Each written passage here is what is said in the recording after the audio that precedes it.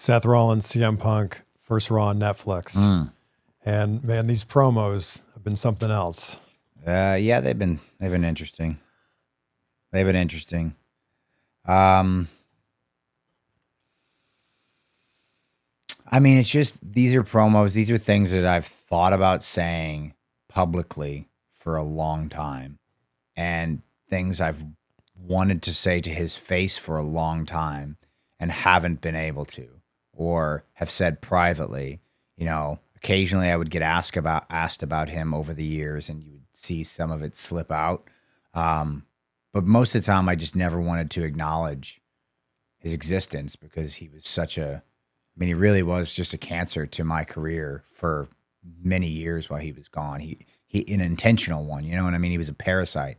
He really just wanted to he seemed like every time he could take a pot shot at me or the company, he was trying to. And so I never wanted to give that credence, because I just kind of looked at him as like a troll. I'm like, I don't want to acknowledge these things, because then it looks like they matter, and they don't. But it did bother me internally, because, you know, we were trying, dude, that roster from, like, I mean, he leaves in 2014, right? I think. Mm-hmm. Like, we were hustling, dude. We were trying our damnedest, and we were given garbage a lot of the time, and we were making the best of it. And, like, you know, he was in a position where he'd made a bunch of money and could just dip and go. And there wasn't an alternative. AEW didn't exist at the time. There was nowhere else to go. Like, what are we going to do? Just pack up and leave because CM Punk's feelings were hurt? Because that's what he wanted from guys. He didn't want people who were his friends to stay and work for the company, because he felt like it was like some sort of betrayal to him. And I'm like, dude, A, this is my dream job. B, this is how I earn a living. And, like, I'm trying to get to your level. Like, I don't have the luxury to just quit. I can't go anywhere else and get paid this kind of money. Like, my career, I don't get to work till I'm 60 either, you know? So it was one of the most selfish things I'd ever seen out of a human, like, leaving the way he did, and then kind of like expecting other people to follow him, and then like taking shots at the place from a distance when he wouldn't even explain to his friends like why he was so resistant to continuing that friendship. Like, I never got an answer out of it. Were you friends up to that point? Yes. Like, we were friends till he left, you know, and we had a mentor-mentee kind of relationship, you know, at that point, because I was a lot younger. So, like, I didn't push. I sent him some texts and called him, like, after he left, but I wasn't, like, comfortable enough with him to, like, because we were peers, but, you know, he was here and I was here. So I didn't want to, like, push that envelope. So after a while, I just let it go. And then even over the years, I reached out to him a couple of times to try to, like, engage and just see where he was at and if he was interested in coming back. And nothing, no response, except whenever he would get a chance, he would just talk as much crap as he could.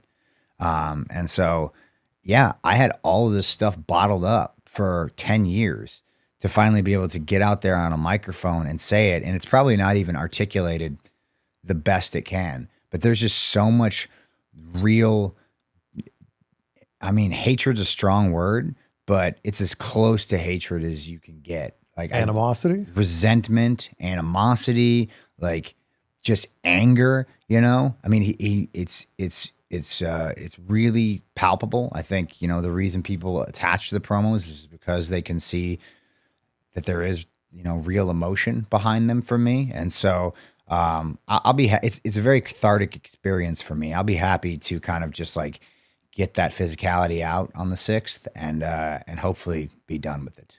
Did you ever think CM Punk would come back to WWE?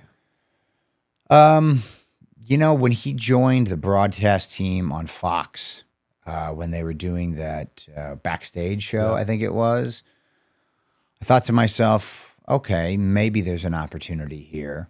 And then when he joined AEW, I kind of thought, you know, maybe he'll have like a Twilight run here. But there were then a lot of times where I just thought, you know, because it wasn't like, you know, I know he makes it out like he didn't really like the other guy that was in charge. But the truth is he didn't really get along with the current guy that's in charge either. You know, that wasn't like they were pals as well. So I think that even when Triple H took over, I didn't think there'd be an olive branch to be had, So kind of 50-50, but I would waver more towards no, I never thought it was going to happen. And you weren't told he was going to come back at Survivor Series? No. No, that was a bit of a surprise. You didn't look very happy. You know what I wasn't happy about was, Randy had just come back from a long hiatus. That was his moment. It was a great moment. I mean, the reaction for him when he came through the curtain was unreal. And, we went out there. There was 10 of us out there, and we went out there and had a hell of a contest. And, just didn't really need him, Didn't really need him, but, it's Chicago. It's his city. I don't know. It's the most classic make everything about me CM Punk moment I've ever seen. And so I'm like, when you're in that moment, your adrenaline's just going through the roof. You're just on the top of a cage celebrating with your pals and sold out Allstate Arena going bananas. And then that happens and it's no longer about the performance. It's no longer about Randy. It's no longer about, what you had done to get to that point. It's just, hi guys, it's about me. Remember, I'm the guy that you miss. Remember me, guys? So, yeah, just another kind of, you throw that on the pile of disgusting CM Punk moments. But don't worry, he's not selfish. He's in it for, helping everybody else.